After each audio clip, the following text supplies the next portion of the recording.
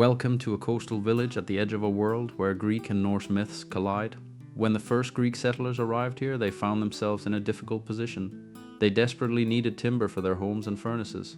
But the forest nearby felt untouchable, almost sacred. Unknown to them, a powerful guardian watched over the trees, and for a long time not a single branch could be cut. While the Greeks lived in tents and huddled around small campfires, a fleet of Norse sailors washed ashore. They were battered and exhausted from a brutal encounter with a sea monster.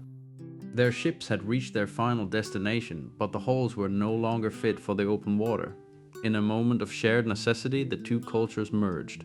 The Greeks and the Norsemen shared their food and tools, but they still lacked proper shelter. Looking at the broken remains of the longships, they found an ingenious solution. They hauled the vessels onto land and flipped them upside down, using the sturdy, curved timber as roofs for their new homes.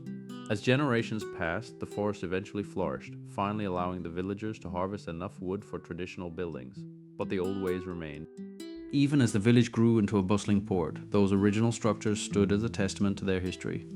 When the adventuring party finally arrived, I felt a surge of pride in this piece of world building. I described the salt-crusted docks and the winding paths, leading them toward the center of town where the unorthodox architecture dominated the skyline. I waited for them to marvel at the ingenuity of using ships as rooftops, a symbol of two cultures surviving against the odds. Instead, one of my players leaned back, looked at the map and said, they must have been poor as hell to use their own boats as roofs." In my head, I heard the unmistakable sound of a record scratch. All that history and careful planning was dismissed in a single sentence. It made me wonder if the idea was as cool as I thought, or if I had missed something about how players perceive survival, or perhaps in their own blunt way they were paying more attention than I realized sometimes. The stories we build aren't received with awe, but with the harsh practical reality of the people living within them.